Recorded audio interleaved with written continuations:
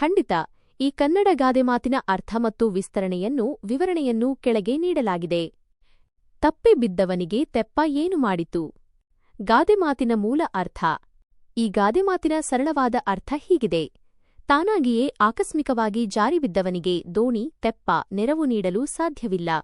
ತಪ್ಪಿಬಿದ್ದವನು ಯಾರು ತಪ್ಪು ಮಾಡಿರುತ್ತಾರೆಯೋ ಅಥವಾ ಆಕಸ್ಮಿಕವಾಗಿ ಜಾರಿ ಬಿದ್ದು ತೊಂದರೆಯಲ್ಲಿರುತ್ತಾರೆಯೋ. ತೆಪ್ಪ, ದೋಣಿ ಇಲ್ಲಿ ಸಹಾಯ ಅಥವಾ ಆಸರೆಯ ಸಂಕೇತ. ಏನು ಮಾಡಿತು? ಯಾವುದೇ ಪ್ರಯೋಜನ ಆಗುವುದಿಲ್ಲ ಅಥವಾ ಸಹಾಯ ಸಿಗುವುದಿಲ್ಲ. ವಿಸ್ತರಣೆ ಮತ್ತು ವಿವರಣೆ. ಈ ಗಾದೆಮಾತು ಜೀವನದ ಒಂದು ಪ್ರಮುಖ ನೀತಿಯನ್ನು ತಿಳಿಸುತ್ತದೆ. ಒಬ್ಬ ಮನುಷ್ಯನು ತಪ್ಪುಗಳನ್ನು ಮಾಡಿದಾಗ ಅಥವಾ ಕೆಟ್ಟ ಪರಿಸ್ಥಿತಿಗೆ ತಾನೇ ಕಾರಣನಾದಾಗ ಬಾಹ್ಯ ಸಹಾಯಗಳು ಅಥವಾ ಸಿದ್ಧವಾಗಿರುವ ಪರಿಹಾರಗಳು ಅವನಿಗೆ ಪ್ರಯೋಜನಕ್ಕೆ ಬರುವುದಿಲ್ಲ. 1. ಸ್ವಯಂ ಪ್ರೇರಿತ ತಪ್ಪುಗಳು. ಕೆಲವು ತೊಂದರೆಗಳು ನಮ್ಮ ಸ್ವಂತ ತಪ್ಪು ನಿರ್ಧಾರಗಳು, ನಿರ್ಲಕ್ಷ್ಯ ಅಥವಾ ಆತುರದ ಕೃತ್ಯಗಳಿಂದ ಉಂಟಾಗುತ್ತವೆ. ಉದಾಹರಣೆಗೆ, ಕುಡಿದು ವಾಹನ ಚಲಾಯಿಸುವುದು, ಸರಿಯಾಗಿ ತಯಾರಿ ಮಾಡದೆ ಪರೀಕ್ಷೆ ಬರೆಯುವುದು ಅಥವಾ ಅತಿಯಾದ ಸಾಹಸಕ್ಕೆ ಹೋಗಿ ತೊಂದರೆಗೆ ಸಿಲುಕುವುದು. 2. ಸಹಾಯದ ಮಿತಿ. ತೆಪ್ಪ ಎಂಬುದು ನದಿಯನ್ನು ದಾಟಲು ಅಥವಾ ನೀರಿನಿಂದ ರಕ್ಷಿಸಲು ಇರುವ ಸಾಧನ.